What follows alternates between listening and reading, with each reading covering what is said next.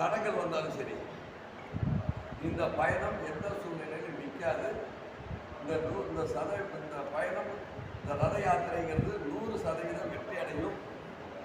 இது கன்னியாகுமரியில் ஆரம்பித்து மதுரையில் நடந்து போகிறோம். கன்னியாகுமரியில் பிஜேபி தலைவர்கள், மதுரையில் சென்னையில் திமுக தலைவர்களையும் கூப்பிட்டு, ஏன்னா நம்ம 2 பேர் தான் நமக்கு தேவை. இவங்க கொடுக்குற இடத்துல இவங்க 2 பேர் தான் நமக்கு கொடுத்தாகணும். அவங்கள கூப்பிடுவேன். இடையில அரசியல் கட்சி அத்தனை தலைவர்களுக்கு நான் இன்வைட் பண்ணுவேன். இப்போ இருந்து நான் முடிச்சுட்டு தேதி போனால் தேதியில் இருக்கிற தலைவர்கள், அரசியல் தலைவர்கள் கூப்பிடுவேன். அதே மாதிரி ஒவ்வொரு மாவட்டத்தையும் எல்லா அரசியல் கட்சிக்காரங்களையும் நம்ம கூப்பிடுவோம். இந்த பயணம் கன்னியாகுமரியில் ஸ்டார்ட் பண்ணோம். அந்த கன்னியாகுமரியில் ஸ்டார்ட் பண்ணுறதுக்கு வேண்டிய முக்கிய பாரதிய ஜனதா கட்சியிலையோ இல்லை முதலமைச்சரே நான் வர்றேன்னு சொன்னார். முதலமைச்சர் இது பண்ண போகிறோம். இதில் பாகுபாடே கிடையாது. ஆனால் நான் முதலமைச்சர் பிஜேபியிலையும் திமுகவில் உள்ள தலைவர்களை அணுகி இந்த முடிவு ஸ்டார்டிங் பாயிண்ட்டும் முடிக்கிறதுக்கும் உண்டான ஏற்பாடுகளை பண்ணுவோம். இதை எந்த சக்தியாலும் தடுக்க முடியாது. இது நடந்தே தீரும். இது உறுதியாக இருக்கும். மக்கள் தெளிவாக இருக்காங்க. மக்கள் தெளிவாக தான் இருக்காங்க.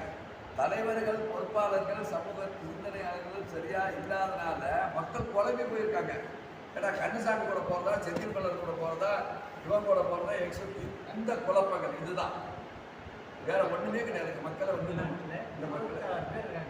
இந்த மக்கள் ரொம்ப தெளிவானவங்க. அவங்க எப்படி தப்புனா எப்படி இதாகும் தெரியும். யார் கூட போகிறது?